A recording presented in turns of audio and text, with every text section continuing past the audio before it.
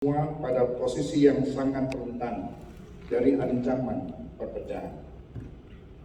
Dari awal kemerdekaan kita selalu dibentur-benturkan antara golongan yang satu dengan golongan yang lain, dengan agama yang satu dengan agama yang lain, suku yang satu dengan suku yang lain, tapi alhamdulillah Pancasila telah menyatukan kita dalam semangat dan bingkai negara kesatuan Republik Indonesia. Kebinekaan dalam negara yang kaya akan keberagaman ini hanya bisa kita wujudkan dengan sebuah komitmen yang kuat untuk mengolah kemajuan tersebut dengan baik dan benar. Perbedaan harus kita lihat sebagai kekayaan, bukan untuk dipertentangkan. Kegagalan dalam mengelola kemajemukan, ketidaksiapan sebagian masyarakat untuk menerima kemajemukan tersebut akan berpotensi mengakibatkan terjadinya gejolak sosial yang dapat mereduksi semangat persatuan dan kesatuan kita, menumbuhkan radikalisme dan menumbuhkan konflik horizontal. Sejak kemerdekaan kita telah mengalaminya beberapa kali, dan ke depan tidak boleh hal itu terulang lagi. Untuk luka lalu kita tinggalkan, walaupun belum sembuh benar, tapi biarlah itu menjadi kenangan yang membuat kita kuat dalam menjalani hari-hari kita ke depan dalam menjaga kesatuan dan kesatuan kita. Itulah mengapa hari ini kita berada di ruangan ini untuk menyamakan persepsi bagaimana melihat bangsa yang majemuk ini dan bagaimana kita menjalaninya dalam kehidupan sehari-hari. Yang kita inginkan adalah saling harga menghargai antara satu kelompok, suku, ras, budaya, dan agama di antara kita.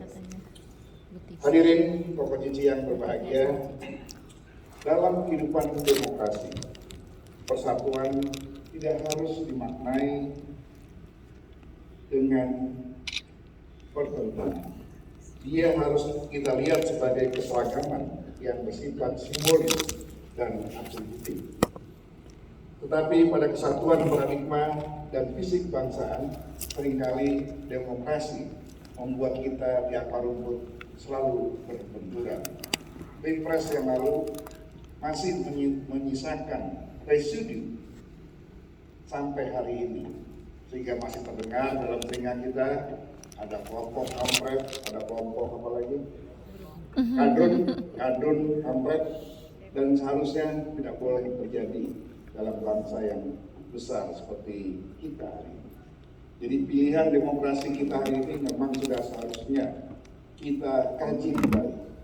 Apakah pilihan demokrasi sistem pemilihan langsung ini masih kita harus pertahankan, yang selalu dalam kegiatannya apakah itu pilpres atau pilkada selalu menimbulkan benturan-benturan di antara kita. Bahkan tidak sedikit yang bercerai gara-gara beda pilihan. Betul? Dengan gubernur kemarin, teman yang saya kenal aja ada 6 bercerai karena suaminya dukung A, istrinya dukung B. Sehingga di rumah kadang-kadang berantem. Siang ini masang spanduk si A, suaminya malah copot, besok paling lagi spanduk B. Akhirnya pisah ranjang. Pertama punggung-punggungan, besoknya pisah kamar, besok lagi pisah rumah. Ya itulah demokrasi yang kadang membutakan kita. Padahal siapa mau menang, 2 orang ini nggak dipikirin, betul? Jadi kita harus mengkaji kembali apakah sistem demokrasi kita hari ini lebih banyak memberikan manfaat atau lebih banyak memberikan mudarat daripada kesatuan dan kesatuan kita. Ini sedang dikaji oleh para akademisi. Mudah-mudahan nanti kita bisa berpikir pilihan demokrasi sesuai dengan falsafah bangsa kita Pancasila, khususnya dalam sila keempat, kerakyatan yang dipimpin oleh hikmat kebijaksanaan dalam keselamatan perwakilan. Karena apa yang kita adopsi hari ini adalah demokrasi ala barat yang sebenarnya para pendiri bangsa ini telah merumuskan bagaimana cara kita berdemokrasi di negara yang besar seperti Indonesia ini. Bapak Ibu sekalian, upaya merawat kemajemukan Indonesia harus kita landasi dengan sebuah kesadaran bahwa keberagaman yang kita miliki adalah fitrah kebangsaan yang harus kita jaga bersama. Di sisi lain, kebersamaan sebagai sebuah bangsa juga harus ditopang oleh fondasi akar yang kuat agar tidak mudah digoyahkan atau goyah dari berbagai potensi ancaman, tantangan, hambatan, dan gangguan.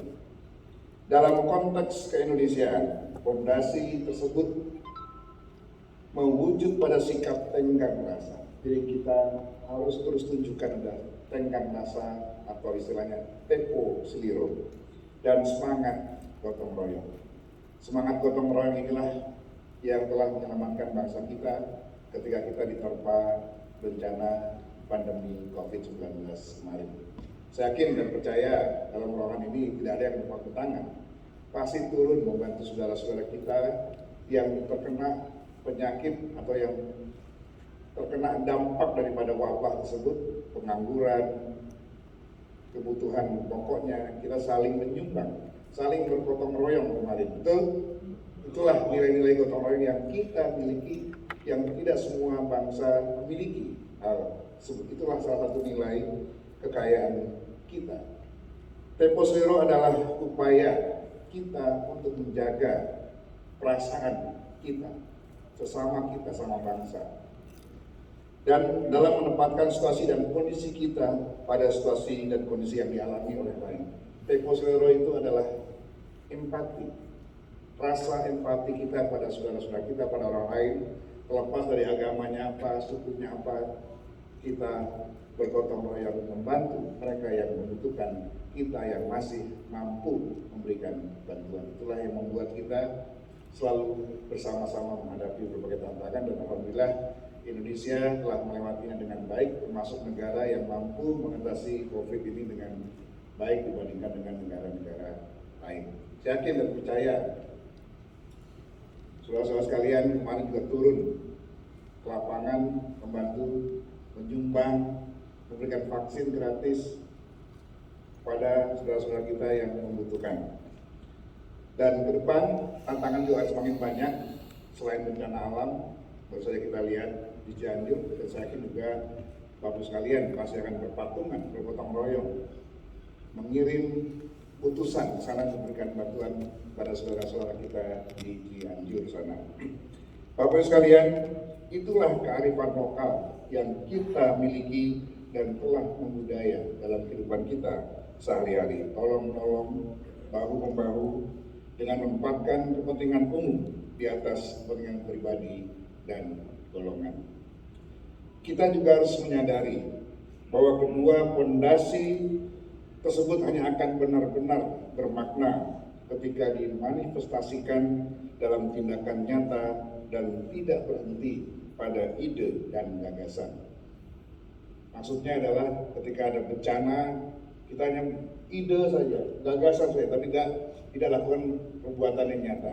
Perbuatan nyata ini maksud adalah kita mengumpulkan lalu kita mengirimkan bantuan kepada saudara-saudara kita yang mengalami musibah sebagaimana yang sedang dialami oleh saudara-saudara kita di Cianjur sana. Nah, dalam kaitan ini saya mengapresiasi PSMTI yang telah mengaktualisasikan sikap tempo seliro dan gotong royong tersebut dalam berbagai aksi sosial dan bantuan kemanusiaan pada saat kita kemarin dilanda COVID-19.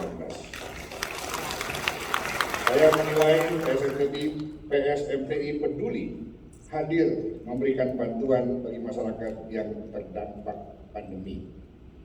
Demikian juga ketika terjadi bencana alam kemarin, saya juga melihat PSMTI peduli dan hadir di tengah-tengah mereka untuk memberikan bantuan.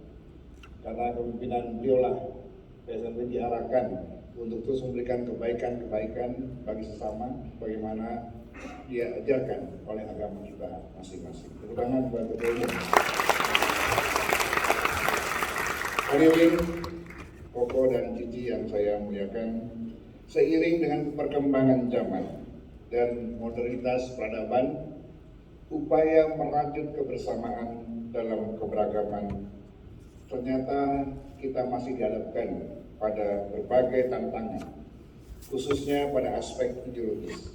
Nah, ini kita mulai masuk ke aspek yang sangat penting, di mana masalah-masalah antagonik yang terkait dengan ideologi negara pada umumnya berangkat pada dua isu utama. Isu pertama adalah kelemahan kita dalam merawat dan mentransformasikan ideologi kebangsaan kita. Dari mulanya rumusan-rumusan ideal abstrak menjadi praktik-praktik kolektif kenegaraan, kebangsaan, dan kemasyarakatan. Kemudian isu yang kedua adalah ketidakmampuan kita mencegah infiltrasi narasi dan gerakan kontra ideologi negara dalam berbagai aspek dan dimensi. Kita tengah menghadapi serangan infiltrasi yang kontra dan